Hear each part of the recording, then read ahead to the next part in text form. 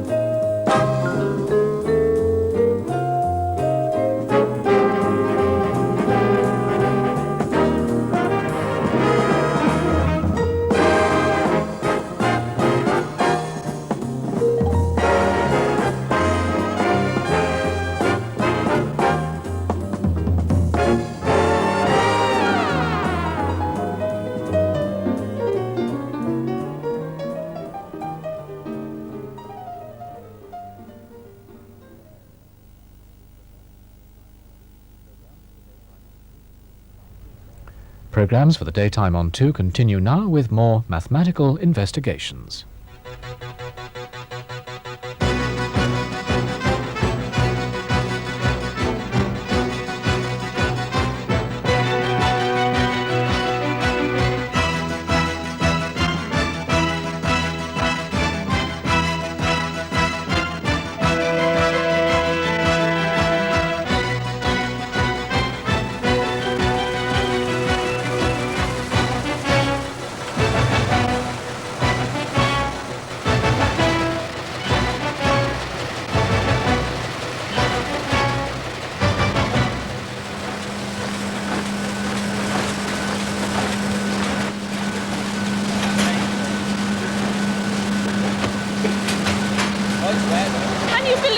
All these pages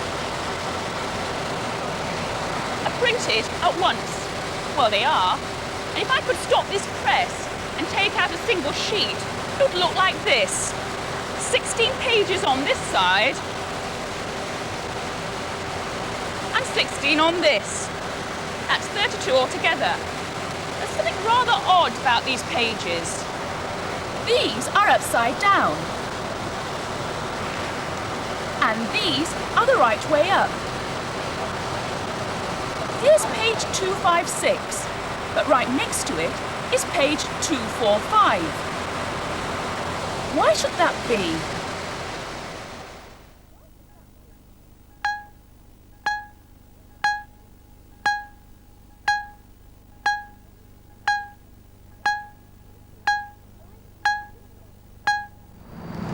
Arranging the position of these pages is called imposition. It's the job of the printer and is done so that a single sheet can be folded and trimmed to give, in this case, 32 pages.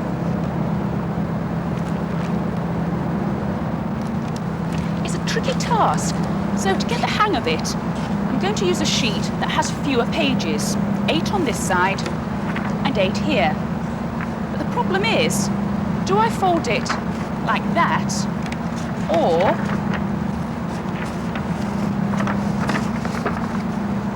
like that, and then do I do this, or this, and then do I go here, here?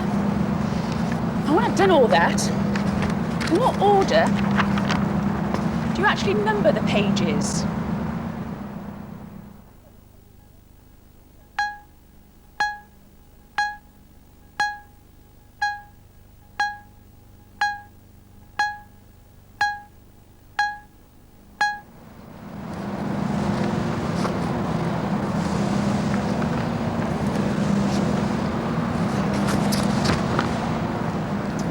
Right, now some of these edges need trimming.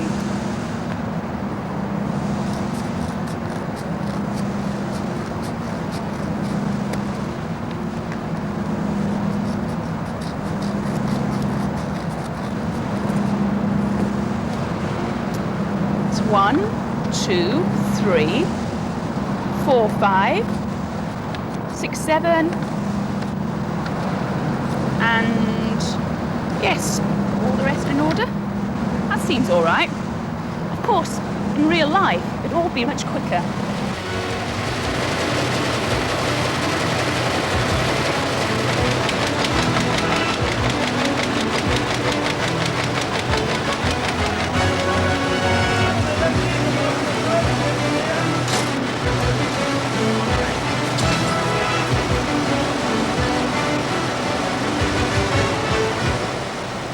Why don't they print more than 32 pages at once? The main reason is the size of paper available. This is the largest practical sheet.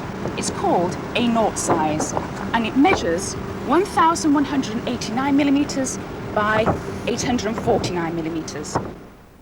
It covers an area very nearly 1 square meter, represented by this rectangle, a size called A0. In fact, all of our A paper sizes are made by folding this sheet.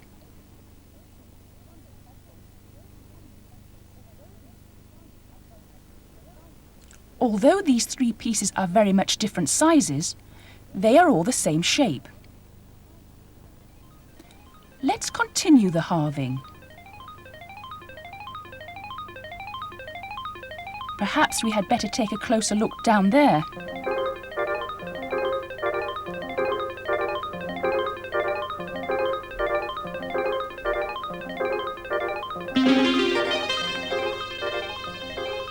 Of course, this is a mathematical sheet. How many times could you halve a real piece of paper?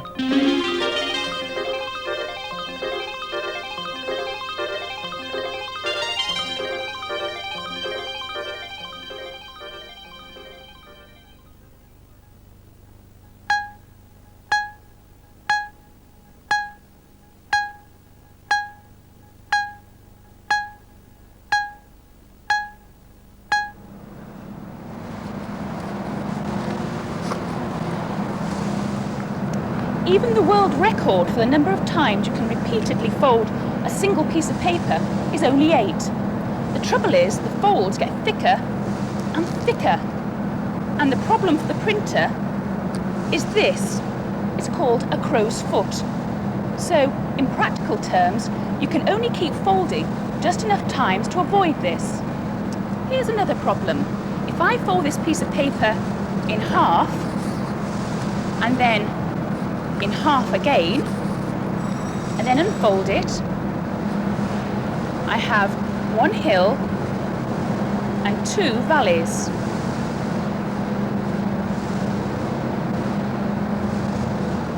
Now, what if I unrolled this piece of paper? How many hills and valleys would I get if it was folded? And in what order would the hills and valleys be?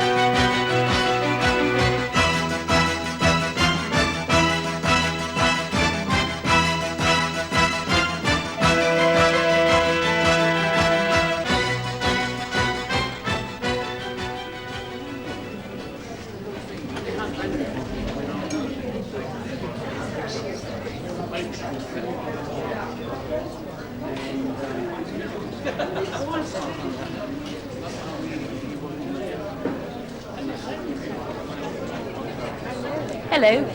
Which shape of picture do you like best? Not which picture, but which shape?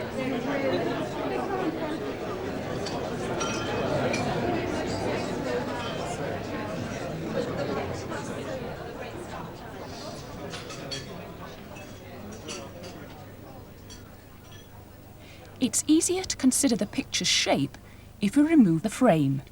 Now which shape do you like?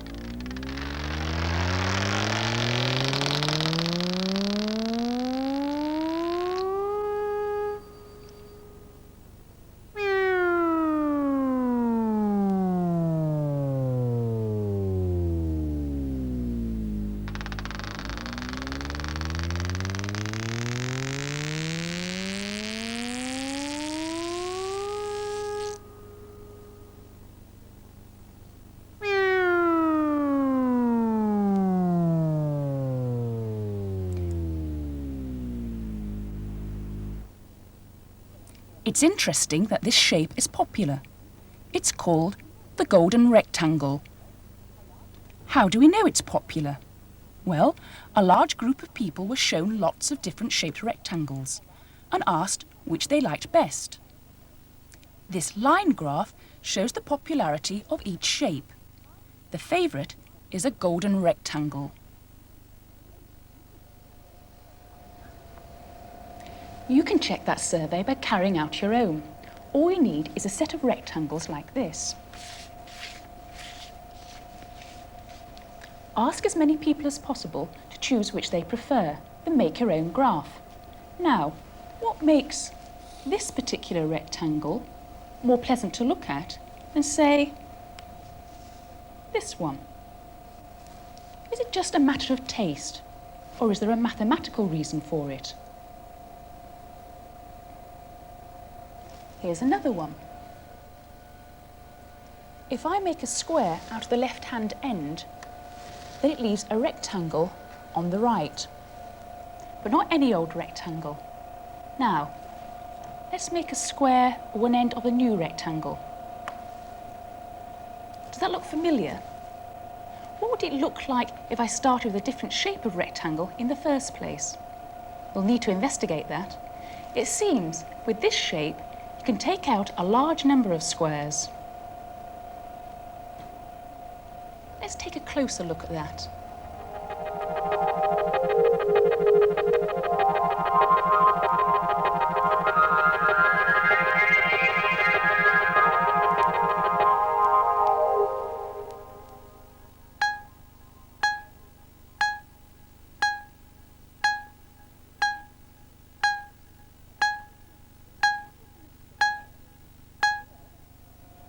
Here's another survey for you. First, draw a straight line, make a lot of copies, then ask as many people as you can to mark the point which divides the line into two pleasing sections. Now, I think in the middle is a bit boring. Too near the edge looks a bit unbalanced. So I think, there. Collect as many results as you can and then find the average length for the long bits and the short bits. Do the two lengths relate to each other?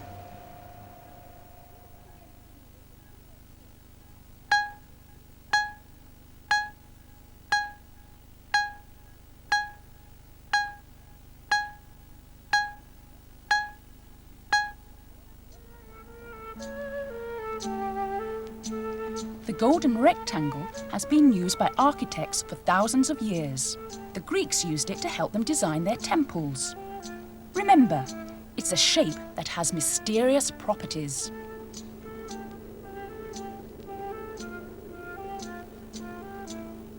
The ratio of the height of this bit of the Parthenon to this bit is called the golden section. Leonardo da Vinci painted Saint Jerome so that he fitted neatly inside a golden rectangle.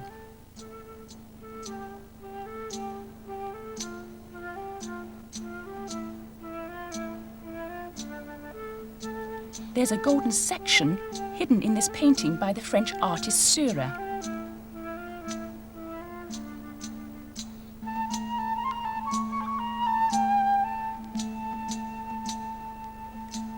Is there anything familiar about this shape?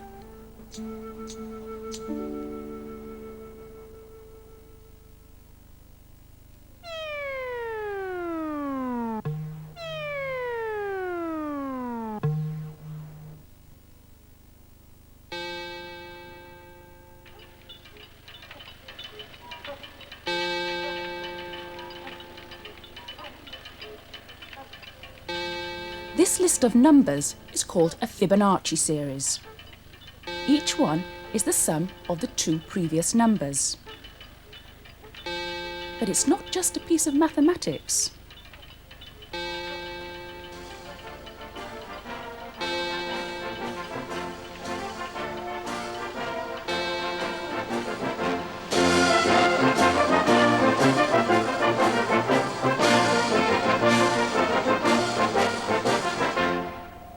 This is a type of daisy. The stamens, right in the middle here, form two sets of spirals, one clockwise, one counterclockwise. Because they're rather difficult to see here, we've made this diagram. There's 21 stamens going clockwise, 34 counterclockwise. 21 and 34, but those are two of the Fibonacci numbers. Coincidence? And this nautilus shell, cut in half. Could this beautiful spiral be due merely to chance? Or is there an underlying law of growth? The same law which relates to the daisy? Or perhaps to something else we've already seen?